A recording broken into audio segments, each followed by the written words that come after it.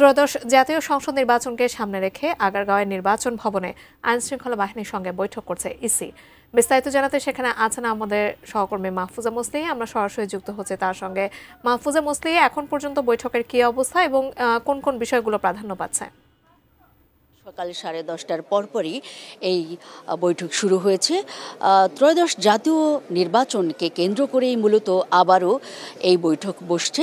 আমরা জানি যে এই বৈঠকের আগে 20 অক্টোবরে কিন্তু প্রাক প্রস্তুতিমূলক আরেকটি সভা করেছিল আইনশৃঙ্খলা বাহিনীর সঙ্গে নির্বাচন কমিশন।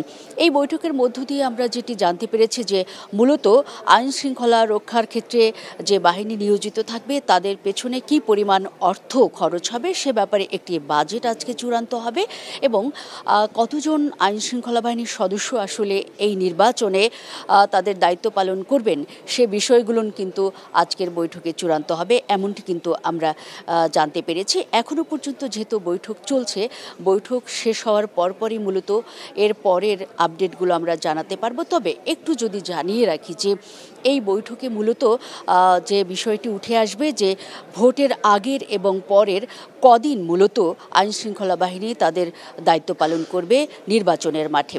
আমরা জানি যে গত যে আইনশৃঙ্খলা বাহিনীর মিটিংটা হয়েছিল সেখানে কিন্তু ভোটের আগের এবং পরের মোট 8 দিন আইনশৃঙ্খলা বাহিনীর সদস্য যাতে মোতায়েন থাকে সে ব্যাপারে আইনশৃঙ্খলা বাহিনীর সদস্যরা বৈঠকে প্রস্তাব জানিয়েছিল এবং আমরা জানি যে সারা দেশে মোট 7 লাখেরও বেশি সদস্য এবার দায়িত্ব পালন করবেন। এর মধ্যে আনসার ভিডিপিরই কিন্তু 5 লাখের বেশি সদস্য দায়িত্ব পালন করবেন এই নির্বাচনে।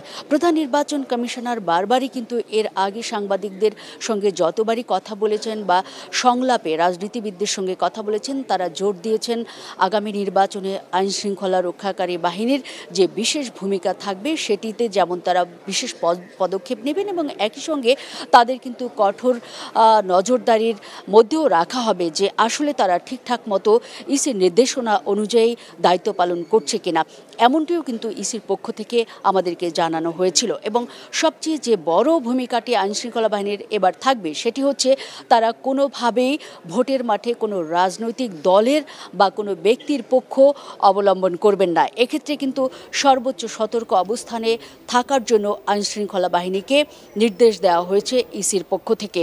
তবে পরবর্তী আপডেট আমরা জানাতে পারবো কিছুক্ষণ পরেই এই বৈঠক শেষ হবার পর।